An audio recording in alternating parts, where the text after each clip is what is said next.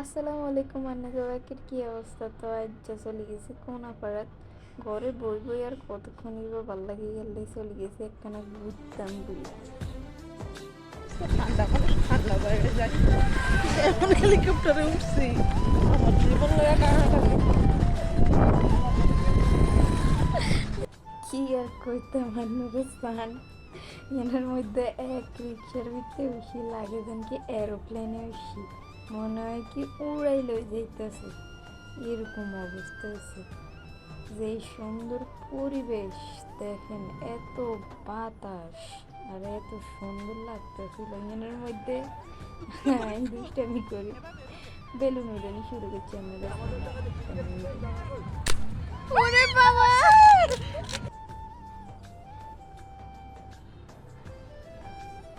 এর মধ্যে একখানা বাতাসে চুলমুল উড়াই আর কি, সেই বাতাস আপুরা ভাইয়ারা, অনেক বাতাস, এত ভালো লাগতেছিল মনে হয় কি কলিজা একদম জুড়াই যায়, এত ঠান্ডা বাতাস। আমরা যারা ঢাকার থাই তারা তো দেখে বিল্ডিং এর ভিতরে থাই, সব বিল্ডিং এরকম পরিবেশ পাওয়াটাই একদম কঠিনদায়ক হয়ে ওঠে।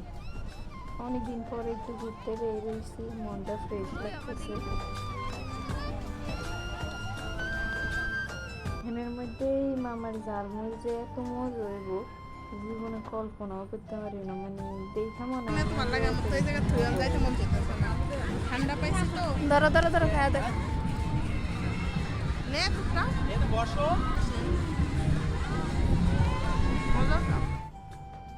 এখানের মধ্যে চা খাইতে গেছি, তান্দুরি চা। ফার্স্টে ভাবছিলাম মালাই চা খাই, পরে দিয়ে এত মালাই নাই, তাকে বলে মালাই চা শেষ, পরে দিই তান্দুরি চা এনেছে। এত মজা হয়েছে চাটা, আমরা চা আর রিয়েকশন দেখলে ভিডিও বানিয়ে গেছে। অসাধারণ